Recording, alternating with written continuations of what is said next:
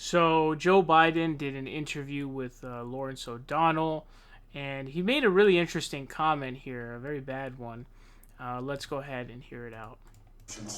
Uh, let's assume, and I've asked other candidates this kind of question, veto question. Let's flash forward. Your president, Bernie Sanders, is still active in the Senate. He manages to get Medicare for All through the Senate in some compromised version, the Elizabeth Warren version or other version.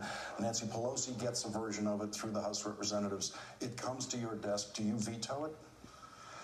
I would veto anything that delays providing the security and the certainty of health care being available now. So, as you guys see there, then he goes on to mumble on about the budget and all this other stuff, which is totally bogus. Obviously, Medicare for All would save us money, obviously. But I just find it funny, especially because he's saying, like, he talks about it being really hard.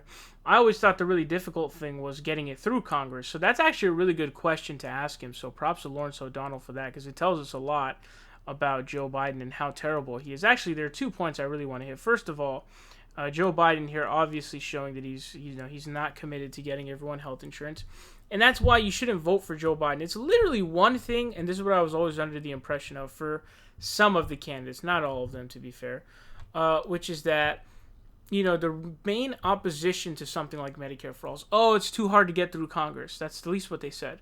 Joe's not even saying that. I mean, you're literally granted the best situation in all of history. All right, it's an exaggeration. Which is to sign Medicare for All into law as President of the United States after going through a grueling battle in both houses of Congress, and then you're going to veto it. You are a massive piece of shit, and this should disqualify you immediately from the race. He's not even willing to lie about it and say yes, because you could just say yes, and it would end up being, no one could prove you wrong, because let's say he gets elected, it never comes to him. You just make sure it never comes to him, then it never gets checked. Funny, this actually reminds me of watching that Barry Goldwater clip where he basically says he doesn't support the Civil Rights Act because he sees it as unconstitutional. That's what this reminds me of. Hopefully, he loses like Barry Goldwater did, and hopefully we forget about him for a while.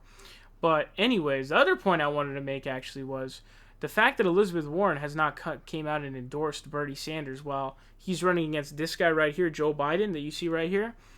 That says a lot, right? That tells you whether or not Elizabeth Warren is a progressive. Is Elizabeth Warren a progressive? Of course she's not. She can't be a progressive if she's sitting behind, she's hiding, she's dicking around on Saturday Night Live having fun. Meanwhile, there's a candidate literally saying that they're going to veto Medicare for All if it hits their seat as a president. That just tells you, how bad Elizabeth Warren is, but also tells us how horrible of a pick Joe Biden will be. And so, today we're going to have the March 10th primaries. We do have a chance to really come back. So hopefully we do. Really hopeful. But, we really need to beat this guy because he truly is a terrible, terrible, terrible candidate. And he's saying some pretty terrible stuff here.